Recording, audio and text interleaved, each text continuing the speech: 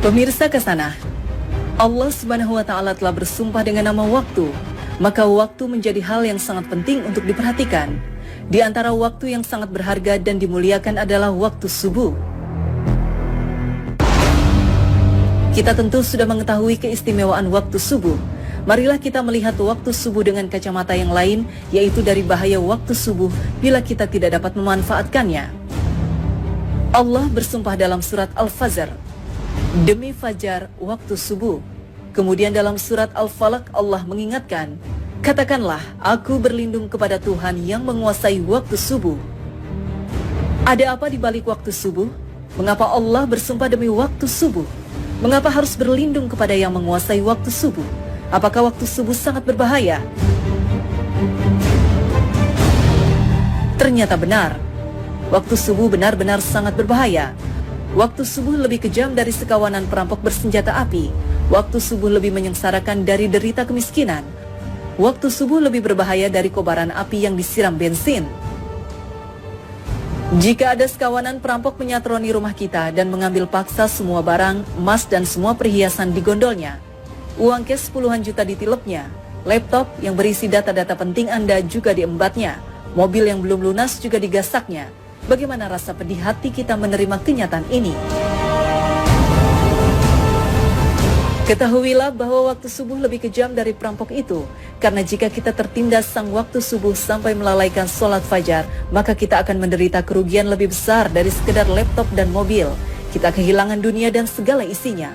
Rasulullah SAW bersabda, 2 rakaat fajar lebih baik dari dunia dan segala isinya. Hadis riwayat Muslim. Waktu subuh juga lebih menyengsarakan dari sekedar kemiskinan dunia, karena bagi orang-orang yang tergilas waktu subuh hingga mengabaikan sholat subuh berjamaah di masjid, maka hakikatnya merekalah orang-orang miskin sejati yang hanya mendapatkan upah 1/150 atau 0,7% saja pahala sholatnya. Dan barang siapa yang sholat subuh berjamaah, maka ia bagaikan sholat semalam suntuk. Hadis riwayat Muslim. Kita bisa bayangkan sholat semalam suntuk berarti sholat yang dikerjakan mulai dari tenggelamnya matahari sampai terbit fajar. Benar-benar fantastis, sama dengan sholat selama 10 jam atau kurang lebih 150 kali sholat.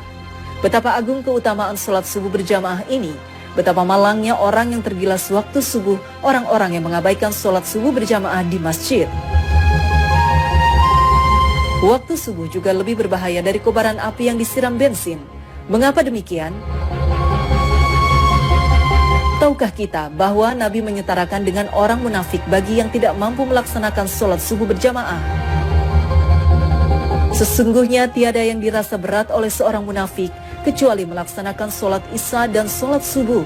Sekiranya mereka tahu akan keagungan pahalanya, niscaya mereka bakal mendatanginya ke masjid, sholat berjamaah, sekalipun harus berjalan merangkak-rangkak. Hadis riwayat Bukhari Muslim. Orang yang tergerus waktu subuh hingga tak mampu mendatangi masjid untuk sholat berjamaah adalah orang yang dalam keadaan bahaya karena disetarakan dengan orang munafik. Padahal ancaman bagi orang munafik adalah neraka jahanam. Sesungguhnya Allah akan mengumpulkan orang-orang munafik dan orang-orang kafir di dalam jahanam. Quran Surat An-Nisa 140. Bukankah jahanam lebih berbahaya dari sekedar kobaran api yang disiram bensin?